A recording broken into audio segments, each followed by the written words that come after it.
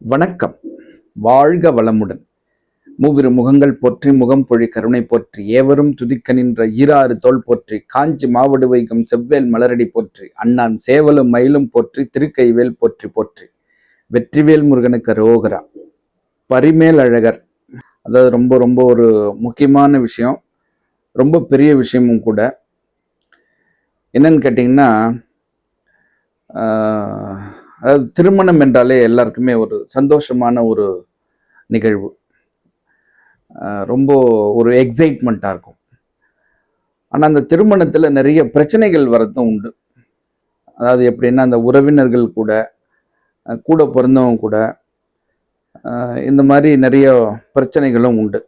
அந்த வகையில் அப்போ இந்த பிரச்சனைகள் மனிதர்களுக்கு மட்டும்தானா, கடவுளுக்கும் உண்டா அப்படின்னு ஒரு கேள்வி கேட்டோம்னா, அது நிச்சயமா சந்தோஷம் எப்படி மனிதனுக்கும் உண்டோ கடவுளுக்கும் உண்டோ, அதே மாதிரி இந்த மாதிரி திருமணத்துல பிரச்சனைகளும் கடவுளுக்கும் உண்டு.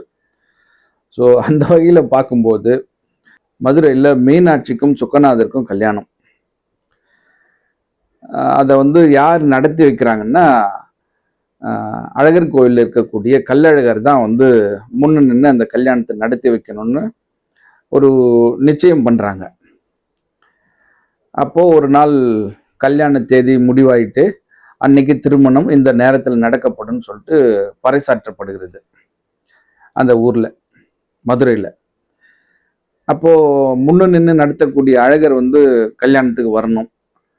அவர் என்ன பண்றாரு, ரொம்ப அன்னைக்கு கல்யாணத்துக்கு போகணும்னு சொல்லிட்டு மேக்கப் எல்லாம் பயங்கரமா பண்ணி அலங்காரம் பண்ணி அவர் வர்றதுக்கு லேட் ஆகுது. அப்போ இங்க முகூர்த்த நேரம் நெருங்கி வந்துடுச்சு. என்ன பண்றதுன்னு தெரியல எல்லாருக்கும். மீனாட்சி மணமகளாகவும் சுக்கநாதர் மாப்பிள்ளையாகவும் அலங்காரம் பண்ணி அவங்க மணமேடையில் உட்காந்துட்டாங்க. இப்போ அழகர் வர்றதுக்கு லேட் ஆகுது.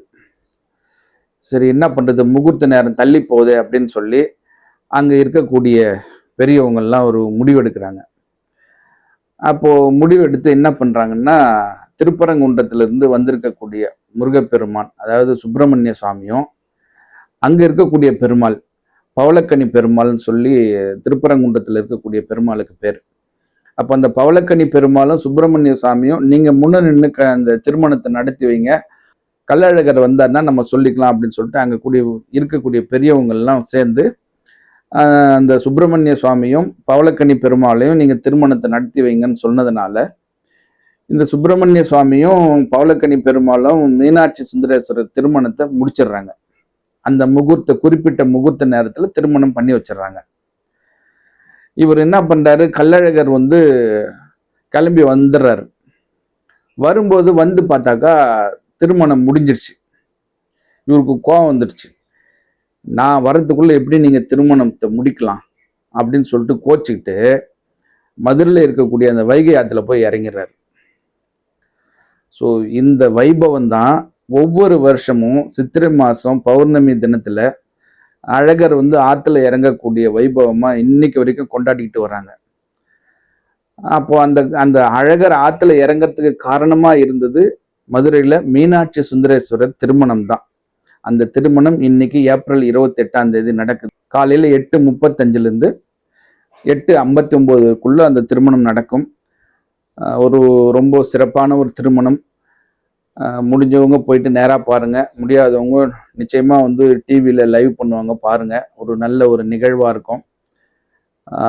அடுத்து அழகர் கோச்சிட்டு போய் ஆத்துல இறங்கக்கூடிய நிகழ்வு பௌர்ணமி அன்னைக்கு நடக்கும், அதாவது 30ஆம் தேதி.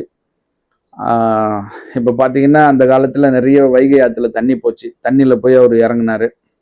ஏன்னா அங்க ஒரு முனிவருக்கு சாப விமோச்சனம் கொடுக்கணும் அப்படின்னு சொல்லிட்டு மக்களுக்கு எல்லாருக்குமே அப்போ கேட்டதெல்லாம் கொடுத்துன்னு போனாரு. ஸோ அந்த வைபவம் ஒவ்வொரு வருஷமும் நடக்குது.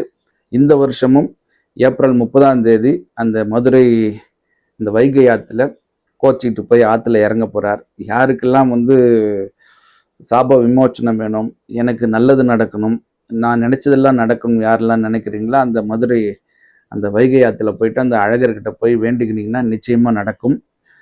அதாவது எப்படி திருவண்ணாமலையில் இந்த கார்த்திகை மாதம் தீபம் ஒரு பெரிய விசேஷமா நடத்துகிறாங்களோ, அதே மாதிரி மதுரையில இந்த அழகர் வந்து ஆத்துல இறங்குறதும், மீனாட்சி சுந்தரேஸ்வரர் திருமணமும் ரொம்ப சிறப்பா ஒவ்வொரு வருஷமும் நடந்துக்கின்னு வருது. ஸோ வாய்ப்பு இருக்கிறவங்க இதை போய் பயன்படுத்திக்கோங்க, போய் பாருங்க. அந்த கல்லழகருடைய அருளை வந்து நீங்க வாங்கிட்டு வாங்க. இந்த அற்புதமான தகவலை கொடுக்க உதவிய அந்த பிரபஞ்சத்திற்கு என் மனமார்ந்த நன்றி. மீண்டும் ஒரு நல்ல தகவலோடு சந்திக்கின்றேன். ஆறிரு தடந்தோள் வாழ்க, ஆறு முகம் வாழ்க, வெற்பை கூறுசை தனிவேல் வாழ்க, குக்குடம் வாழ்க, செவ்வேள் ஏறிய மஞ்சை வாழ்க, யானை தன் அணங்கு வாழ்க, மாறிலா வள்ளி வாழ்க, வாழ்க சீர் அடியார் எல்லாம், வெற்றிவேல் முருகனுக்கு அரோகரா. வணக்கம். வாழ்க வளமுடன், எல்லாம் செயல்கூடும்.